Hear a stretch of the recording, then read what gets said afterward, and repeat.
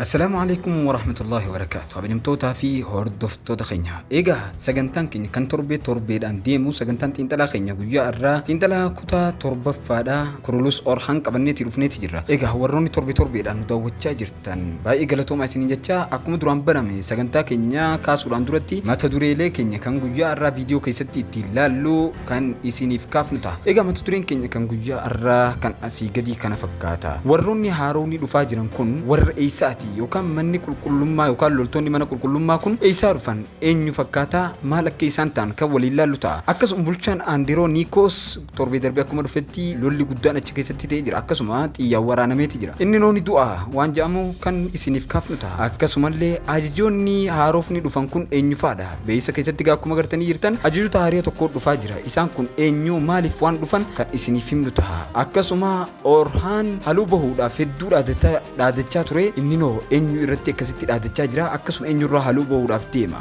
akkasuma kan dabalata lolli tokko ta'eeti jira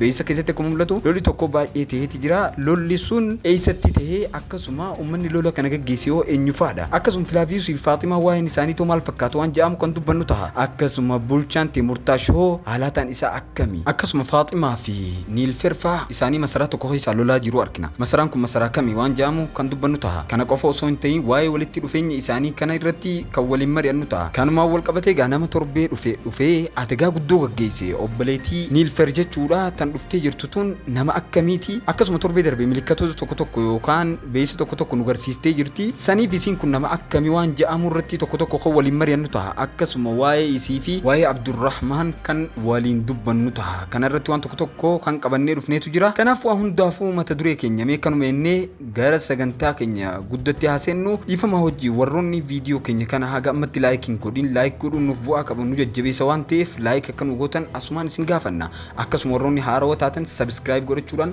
mallattoo bilbilaa kana tuutanii ol irra kaa'adha akka viidiyoon keenya yeroodhaan isin dhaqqabuuf akkasuma namootaaf illee sheer godhaadhaa sagantaa keenya kana jaalachuu keessan nuuf ibsaa isiniin jecha waa yaada isinitti ta'e kamiyyuu koomentii irratti nu barreessaadha sagantaa kana kan daawwachaa jirtan Orooriikar Dibbakee irratti kanaafuu turtiin keessan haga dhumatti nu faana haa ta'u isiniin jecha warroonni haga dhumatti daawwattan waan guddaa as keessatti baratan jeen abdii qaba kanaaf viidiyoo keenya jalqabuudhaan duratti intiroo gabaabaa booda walitti dachaana.